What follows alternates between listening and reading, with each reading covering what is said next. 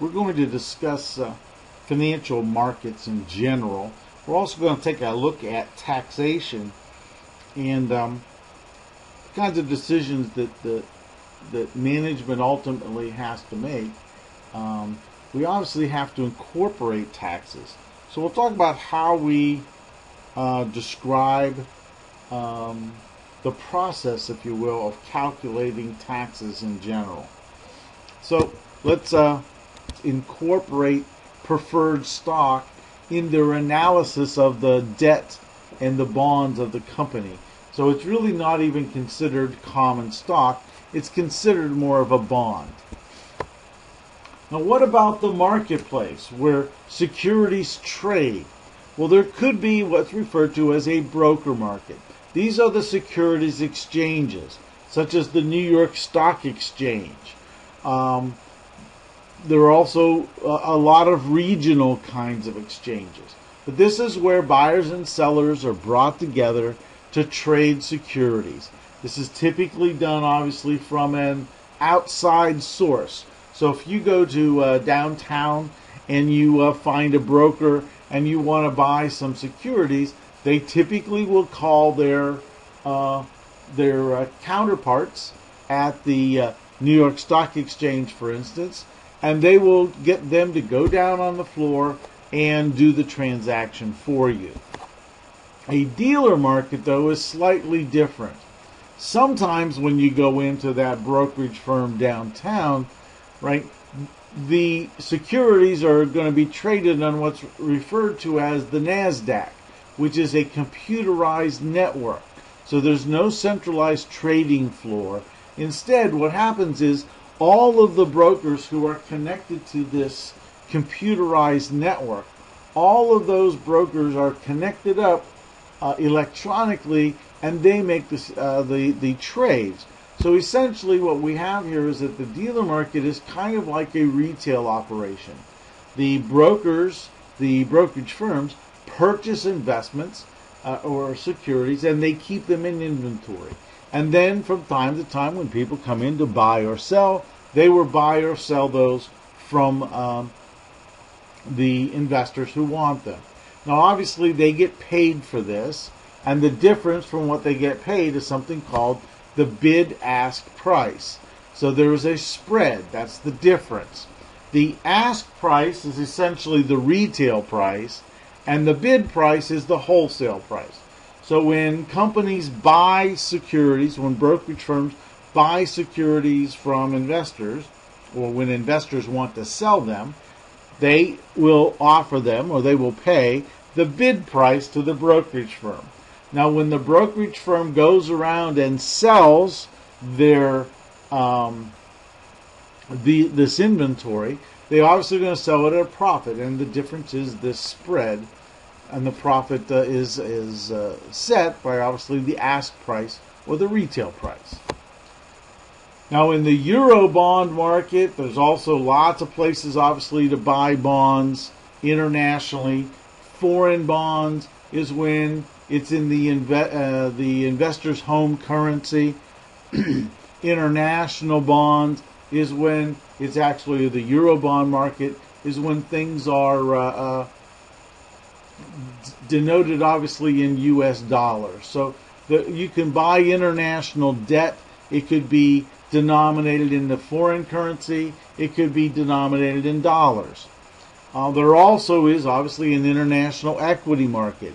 It's rather small relative to the size of the domestic equity market, but there are lots of different exchanges throughout the world, lots of different companies, lots of different kinds of risk, etc. So there's lots of opportunity to invest internationally when it comes to securities in general.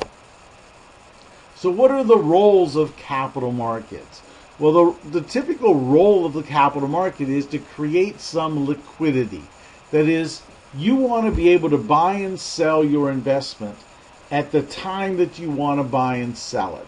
So you want to be able to, if it's 2 o'clock in the afternoon on Wednesday, you want to be able to call up and you want to be able to sell it.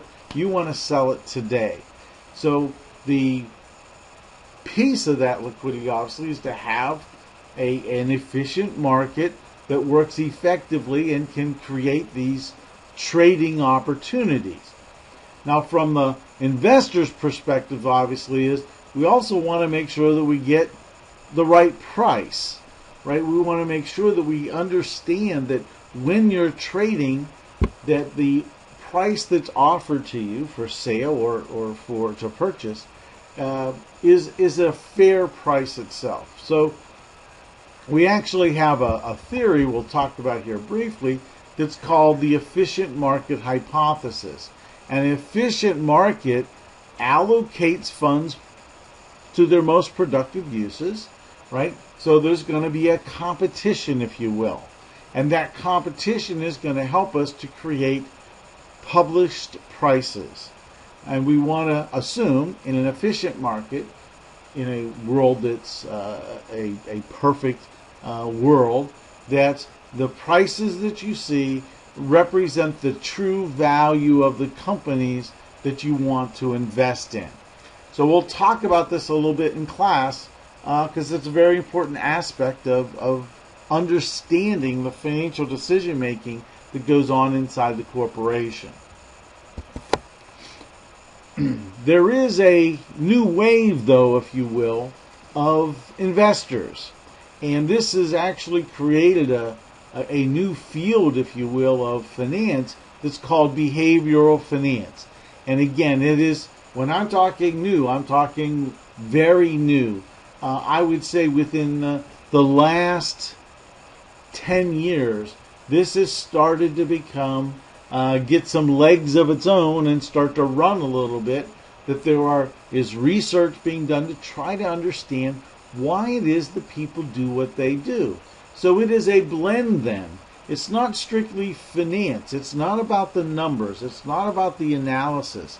There's also a psychology that goes to this. So it is a blending of those two disciplines to try to understand what happens in the world. And I think in the end, I think that sort of makes sense in that we want to understand why people decide what they do. So why they decide what they do incorporates not just the numbers, not just the data that they can gather, but it also incorporates their feelings, their thoughts, their analytical processes. How do they put this all together? So behavioral finance is a growing component of the investment world for sure. I'm sure you recognize that over the last several years, we've had a crisis, a financial crisis. And we're not going to get into a lot of detail about what's caused this or place any blame, if you will. But we want to talk about some of the components and about how this all started. Securitization is the process of pooling mortgages. A bank can only lend out so much money. Once they run out of money, they need to obviously make loans in order to make more money. So they have to come up with some money, some funds, so that they can lend it out to you and me. So how this comes about is a company will come in and they will purchase the securities, the mortgages from the bank. So they're going to create what are referred to as mortgage-backed securities. They're going to issue bonds, and from those bonds, they get the money from the bonds they've issued. They buy back these these mortgages. Now, how does everybody make money? Well, the bank makes money because they now have more dollars to lend out. The company that buys the mortgage-backed securities, obviously they make a profit from the transactions that they make. But then also the investors make profits from the cash flows that come from purchasing these mortgage-backed securities. The risk of this whole process is that homeowners have to pay back their mortgages. So as we've seen, when mortgages are given and provided to people who have low financial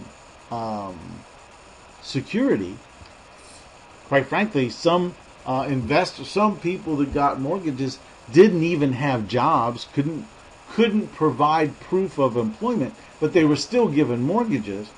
When you give mortgages to those risky kinds of people, there is a great chance that they won't be able to repay. And that's part and parcel of what created the biggest challenges with respect to the market. Now, this Glass-Steagall Act, right, actually established the FDIC. And of course, I'm sure you understand the FDIC provides insurance for banks.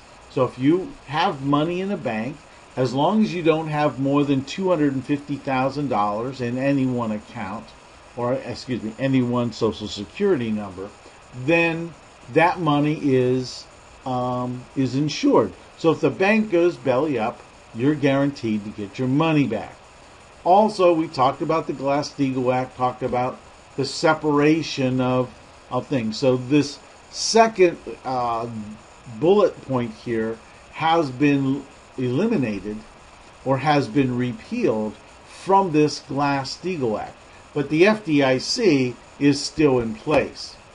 Here are some regulations for us. The Securities Act of 1933 regulates the primary market. Essentially, the nuts and bolts of 1933 Act is that it creates a disclosure of information. So information has to be disclosed in a certain way. Securities have to be authorized for sale by the Securities Exchange Commission. So it has specific rules dealing with issuing securities. Securities Exchange Act of 1934 looks at the secondary market. It manages or creates the rules of play, if you will, for all the activity that happens after the security is initially issued. That is the end of part 1.